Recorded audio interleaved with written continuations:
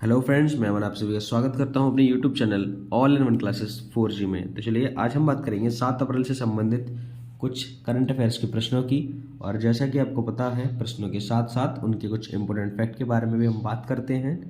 और आखिरी में पूछा जाता है आपसे एक क्वेश्चन जिसका आंसर आपको कमेंट बॉक्स में देना होता है। तो चलिए बड़े ही ध्यान से देखिएगा जिससे कि आप कमेंट बॉक्स में उसका आंसर दे सकें। तो शुरू करते हैं आज का सेशन। जैसा कि पहला प्रश्न आपको दिखाई दे रहा है, क्या लिखा है? दिस इज 7 अप्रैल, विकास और शांति के लिए अंतर्राष्ट्रीय खेल दिवस कब मनाया जाता है? तो विकास और शांति के लिए अंतर्राष्ट्रीय खेल दिवस मनाया जाता है 6 अप्रैल को। कब मनाया जाता है? 6 अप्रैल को। अब अप्रैल में जो इम्पोर्टेंट डे हैं वो निकल गए हैं, उनका रिवाइज करा देता हूँ मैं एक बार बोल के। जैसे कि पहला आपको पता है 1 अप्रैल को मना था आरबीआई का स्थापना दिवस, और उड़ीसा ने मनाया था उड़ीसा स्थापना दिवस यानी कि उत्कल दिवस। फिर बात करें 2 अप्रैल की, तो 2 अप्रैल को था विश्व ऑटिज्म जागरूकता दिवस। 3 अप्रैल को कुछ नहीं था। फिर बात करें 4 अप्रैल की, तो 4 अप्रैल को था अंतर्राष्ट्रीय खान जागरूकता दिवस। और फिर 5 अप्रैल को था अंतर्राष्ट्रीय समुद्री दिवस और अंतर्राष्ट्रीय विवेक दिवस। ये कुछ इंपॉर्टेंट डेज थे। ठीक, बात करें अगले प्रश्न की, तो अगला प्रश्न है हमारा कि खाद्य और औषधि प्रशासन ने कहा ईट राइट मिलेट मेला आयोजित किया है? तो ये खाद्य एवं औषधि प्रशासन है जम्मू कश्मीर का। तो इसने क्या किया है? ईट राइट मिलेट मेला आयोजित किया है। अब ये है जम्मू।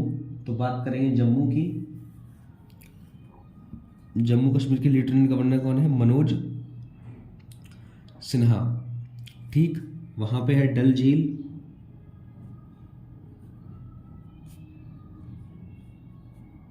वुलर झील, डाचीगम नेशनल पार्क,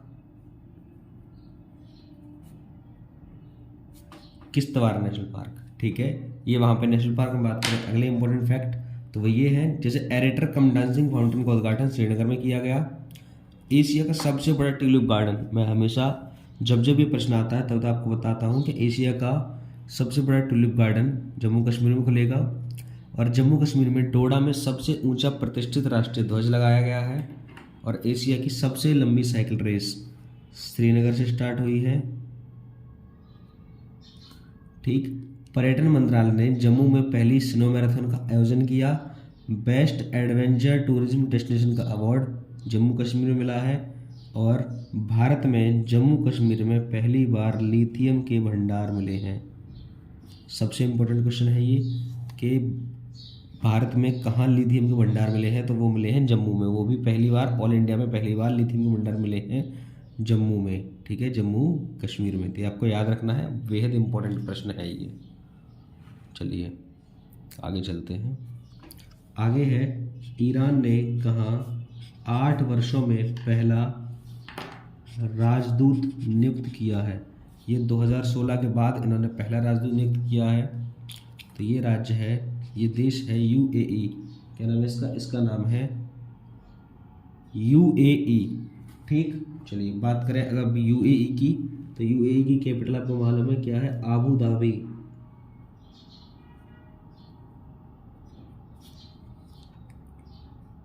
करेंसी है दिरहम,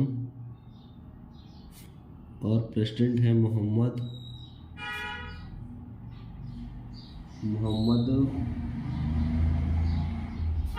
बिन जायद अल नहयान। ठीक, क्या नाम है इनका? मोहम्मद बिन जायद अल नहयान। अब बात करें यूएई से जुड़े कुछ इंपॉर्टेंट फैक्ट, तो वो ये हैं कि सबसे बड़ी विदेशी एयरलाइन के रूप में एमिरेट्स एयरलाइन उभरी है जो कि यूएई की है। यूएई की desert flag 8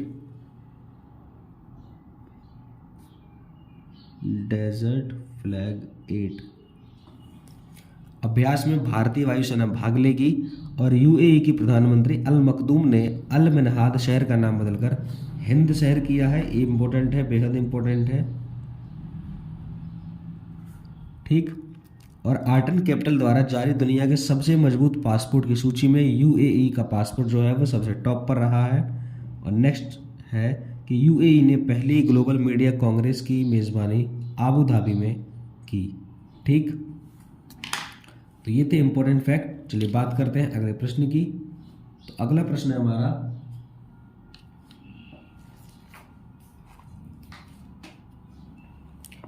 Cope India exercise की मेजबानी कौन सा राज्य करेगा। ठीक है, आपको ये भी पता होना चाहिए कोप इंडिया किस किस के बीच होती है। तो कोप इंडिया होती है अमेरिका और भारत के बीच। कोप इंडिया, टाइगर ट्रम्प, वज्र प्रहार और युद्ध अभ्यास, ये चार जो एक्सरसाइज हैं वो किसके बीच में होती हैं, भारत और यूएस के बीच में। ठीक, तो इस बार है कोप इंडिया एक्सरसाइज की मेजबानी भारत तो करेगा ही, लेकिन भारत के साथ साथ ये किस राज्य में आयोजित होगी, इस प्रश्न का मतलब सीधा सीधा ये है। तो ये आयोजित होगी पश्चिम बंगाल में। कहाँ पे आयोजित होगी, पश्चिम बंगाल में। अब बात करें पश्चिम बंगाल, तो पश्चिम बंगाल की जो मुख्यमंत्री है उनका नाम है ममता बनर्जी, और यहाँ के जो गवर्नर है उनका नाम है सीवी आनंद बोस।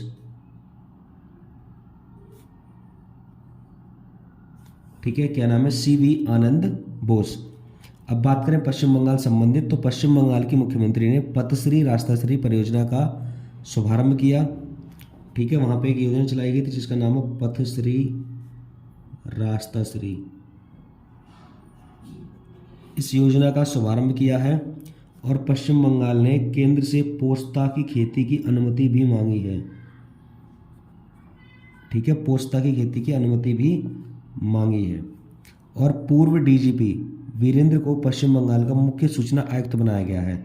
जो वहाँ के पूर्व डीजीपी थे उन्हें क्या बनाया गया है, मुख्य सूचना आयुक्त। अब बात करें अगला, तो अगला है प्रधानमंत्री मोदी ने कोलकाता में राष्ट्रीय जल और स्वच्छता संस्थान का उद्घाटन किया। ये संबंध थे पश्चिम बंगाल से। पश्चिम बंगाल में है हुगली नदी जिसके ऊपर बसा है कोलकाता शहर। चलिए, जो है गंगा की, जिस नदी का जो पानी है वो गंगा के पानी से बढ़ाया जाता है, वो भी वर्का बैराज से। ठीक है, चलिए बात करें अगले प्रश्न की। तो अगला प्रश्न है कि मेरिलबोर्न क्रिकेट क्लब ने कितने भारतीयों को आजीवन मानद सदस्यता प्रदान की है। इसका आंसर है 5। तो क्या हुआ है, मेरिलबोर्न क्रिकेट क्लब ने 5 भारतीय खिलाड़ियों को आजीवन मानद सदस्यता प्रदान की है। तो हमें जानना बेहद ज़रूरी होगा कि वो 5 लोग कौन कौन से हैं, है ना। 5 ही हैं, इनको हम याद भी कर सकते हैं। तो पहला नाम जो है उनका नाम है महेंद्र सिंह धोनी। ठीक, दूसरे पे हैं युवराज सिंह,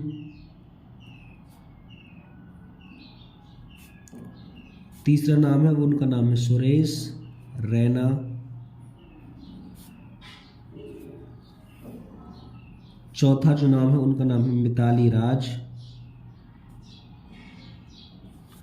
और 5वीं है झूलन गोस्वामी।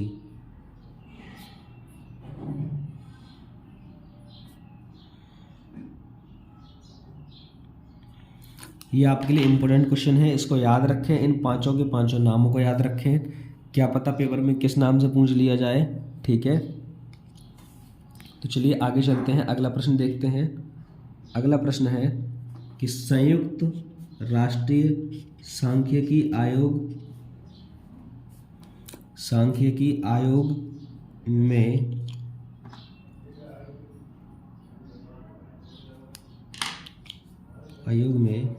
कौन सा देश निर्वाचित हुआ है। तो संयुक्त राष्ट्रीय सांख्यिकी आयोग में निर्वाचित हुआ है भारत। कौन सा देश निर्वाचित हुआ है, भारत को निर्वाचित हुआ है। अब बात करें भारत के बारे में, तो भारत के बारे में हम सब कुछ जानते हैं। जो करंट से संबंधित है वो मैं बता दे रहा हूँ। जैसे कि एक अभ्यास है लापरोस, तो उस अभ्यास लापरोस के तीसरे संस्करण की मेजबानी या आयोजन किसके द्वारा किया गया है, भारत के द्वारा। और एक रिपोर्ट आई है डीजीसीए रिपोर्ट के अनुसार दुनिया में सबसे ज़्यादा महिला पायलट भारत में है। और एरिक गारसेटी जो कि एक अमेरिकी एम्बेसडर है, इन्हें भारत में नियुक्त किया गया है। और आखिरी जो इम्पोर्टेंट है वो ये है कि मिल्क प्रोडक्शन में इंडिया जो है वो नंबर 1 है। ठीक, चलिए ये था इम्पोर्टेंट इंडिया में। बात करें अगले प्रश्न की, तो अगला प्रश्न है कि होंडा मोटर का एमडी एंड सीईओ किसे नियुक्त किया गया है।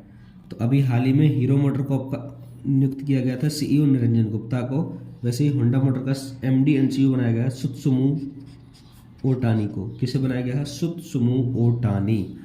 और जैसे कि सुजुकी मोटरसाइकिल का हमने कल देखा था, सुजुकी मोटरसाइकिल के बने हैं केनिची उमेदा नए एमडी। टाटा पावर ने एमडी एंड सीईओ नियुक्त किया गया प्रवीर सिन्हा को। हीरो मोटरकॉर्प के नए सीईओ बने हैं निरंजन गुप्ता। और एक्सिस सिक्योरिटीज़ का एमडी एंड सीईओ बनाया गया है प्रणव हरिदासन।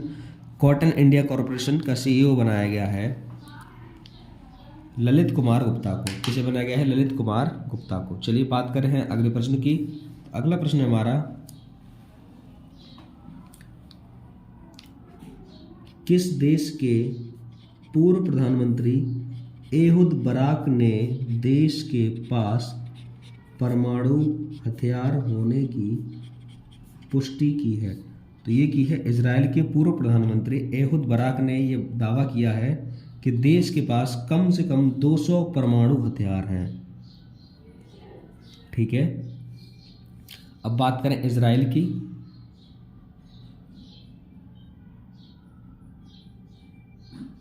तो देखिए, इजराइल की राजधानी है यरूशलेम।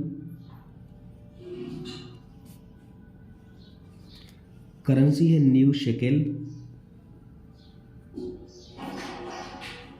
प्राइम मिनिस्टर हैं बेंजामिन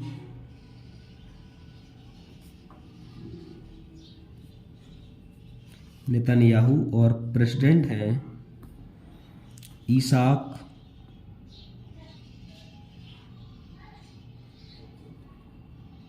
हरजोग। क्या नाम है इनका? इनका नाम है ईसाक हरजोग। अब हाल ही में एक प्रश्न हमने पढ़ा था कि इजराइल ने ओफेक 13 जासूसी सैटेलाइट अंतरिक्ष में लॉन्च की है।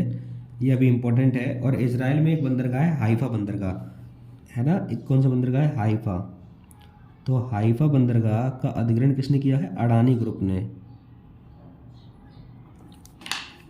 यूएई और इजराइल ने पहले अरब मुक्त व्यापार समझौते पर हस्ताक्षर भी किए हैं। और इजराइल ने नई वायुसेना रक्षा प्रणाली को सी डोम का सफल परीक्षण भी किया है।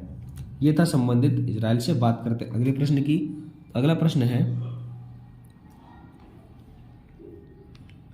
वित्त वर्ष 2022-23 में जीआई टैग की सूची में शीर्ष राज्य कौन सा रहा है? तो वित्त वर्ष 2022-23 की जीआई टैग की सूची में जो शीर्ष राज्य रहा है वो रहा है केरल। यानी कि इस साल में सबसे ज़्यादा जो जीआई टैग मिले हैं वो किसे मिले हैं? केरल को। ठीक, अब बात करें केरल की। तो केरल के मुख्यमंत्री हैं पिनरई विजयन। यहाँ के गवर्नर हैं आरिफ मोहम्मद खान। ठीक, और केरल में अभी एक त्यौहार मनाया गया है धूमधाम से, इसका नाम है अट्टकल पोंगल। अट्टुकल पोंगल। केरल की पहली महिला ट्रांसजेंडर वकील के रूप में राज्य की बार काउंसिल में नामांकित हुई है। इनका नाम है पद्मा लक्ष्मी।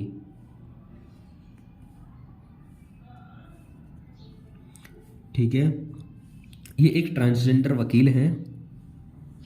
केरल के सर्वोच्च नागरिक सम्मान केरल ज्योति से एमटी वासुदेवन नायर को सम्मानित किया गया।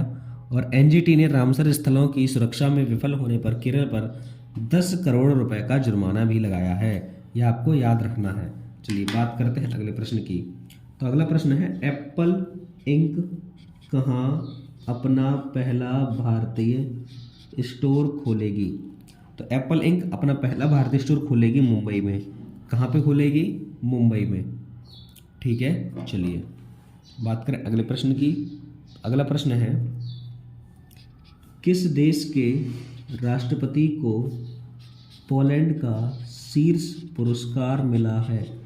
तो ये मिला है यूक्रेन के राष्ट्रपति को। किसको मिला है? यूक्रेन के राष्ट्रपति को पोलैंड का शीर्ष पुरस्कार मिला है। इसको बोलते हैं व्हाइट ईगल ऑर्डर। क्या बोलते हैं इसको? इस जो सम्मान को हम नाम देते हैं वो नाम देते हैं व्हाइट ईगल ऑर्डर। ठीक, तो ये मिला है यूक्रेन के राष्ट्रपति को। अब बात करें यूक्रेन, तो यूक्रेन की राजधानी है कीव, यहाँ की मुद्रा है हर्वेनिया, यहाँ की राजधानी है कीव, मुद्रा है हर्वेनिया, और राष्ट्रपति हैं वोलोडिमीर जेलेंस्की। ठीक है, चलिए बात करते हैं अगले प्रश्न की। अगला प्रश्न है, किस राज्य सरकार ने लोकतंत्र प्रहरी सम्मान अधिनियम को निरस्त किया है? तो ये किया है हिमाचल प्रदेश ने। अब बात करें लोकतंत्र प्रहरी सम्मान अधिनियम था क्या, तो वो ये था कि जिन जिन व्यक्तियों को 1975 से 77 के बीच में जेल हुई थी उन लोगों को पेंशन दी जा रही थी। अब वो क्या किया है, राज्य सरकार ने बंद कर दिया है। अब बात करें हिमाचल प्रदेश की, तो हिमाचल प्रदेश के मुख्यमंत्री हैं सुखविंदर सिंह सुक्खू और यहाँ के गवर्नर हैं शिव प्रताप शुक्ला। ठीक है, कौन है यहाँ के गवर्नर? शिव प्रताप शुक्ला। और हिमाचल प्रदेश की एक चाय है जिसका नाम है कांगड़ा। तो कांगड़ा चाय को अभी यूरोपीय यूनियन ने जीआई टैग दिया है। ठीक है, किसने दिया है? यूरोपीय यूनियन ने जीआई टैग दिया है। और अगला है ऑर्गेनाइज्ड लिकोरेस यानी मुलेठी। मुलेठी की खेती करने वाला भारत का पहला जो राज्य बना है वो बना है हिमाचल प्रदेश। न्यायमूर्ति सबीना यानी justice Sabina Himachal Pradesh high court के कार्यवाहक मुख्य न्यायाधीश के रूप में नियुक्त हुई हैं।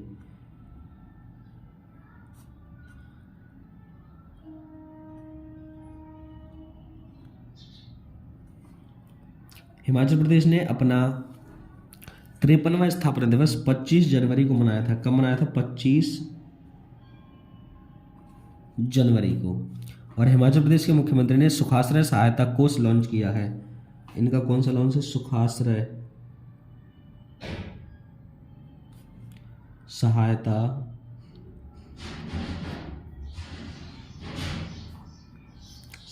सहायता कोष लॉन्च किया है। किसने? हिमाचल प्रदेश की सरकार ने या हिमाचल प्रदेश के मुख्यमंत्री ने। चलिए बात करें अगले प्रश्न की। तो अगला प्रश्न है, ICC men's T20 India cricket में अंपायर बनने वाली पहली महिला कौन बनी है? तो आईसीसी मेंस T20 क्रिकेट में अंपायर बनने वाली पहली महिला बनी है किम कॉटन। इनका नाम क्या है? इनका नाम है किम कॉटन। चलिए बात करें अगले प्रश्न की। तो अगला प्रश्न है, किस राज्य की वुड कार्विंग को जीआई टैग मिला है? तो ये मिला है लद्दाख को। लद्दाख की एक पेंटिंग होती है वुड कार्विंग, ये सब लकड़ी पे नक्काशी करके बनाई जाती है, इसीलिए इसको मिला है जीआई टैग। अब लद्दाख के जो एलजी हैं यानी लेफ्टिनेंट गवर्नर हैं उनका नाम है बीडी मिश्रा। क्या नाम है उनका? उनका नाम है बीडी मिश्रा।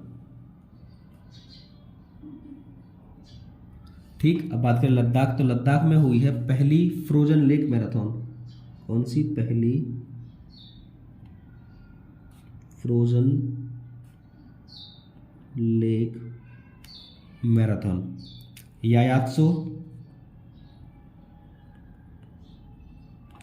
यायात्सो लद्दाख का पहला जैव विविधता स्थल बनाया गया है। कौन सा स्थल है? पहला जैव विविधता स्थल बनाया गया है यायात्सो को लद्दाख में। और भारतीय सेना द्वारा ऑपरेशन सद्भावना का आयोजन लद्दाख में किया गया। लद्दाख की रक्त से कारपो खुबानी को जीआई टैग भी मिला है। कौन सी खुबानी है? रक्त से कारपो। यहाँ पे लिख लेते हैं रक्त से कारपो खुबानी।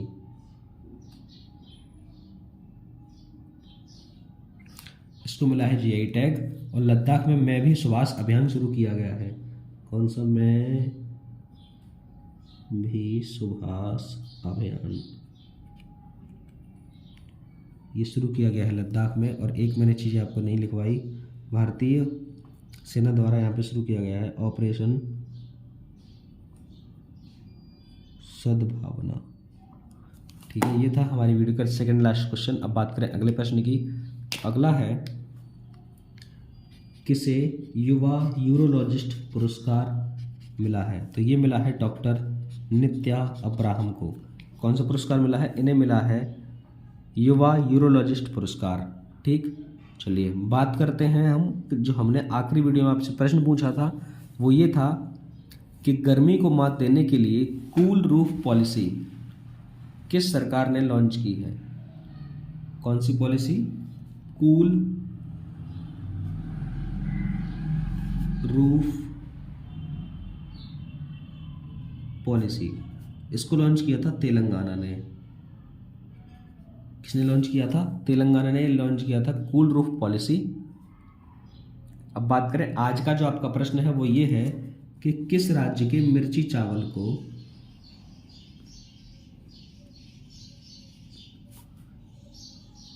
जीआई टैग मिला है? ठीक है, किस राज्य के मिर्ची चावल को जीआई टैग मिला है? तो चलिए, ये था हमारा आज का वीडियो। बात करते हैं, मिलते हैं अगली वीडियो में, तब तक के लिए जय हिंद जय भारत।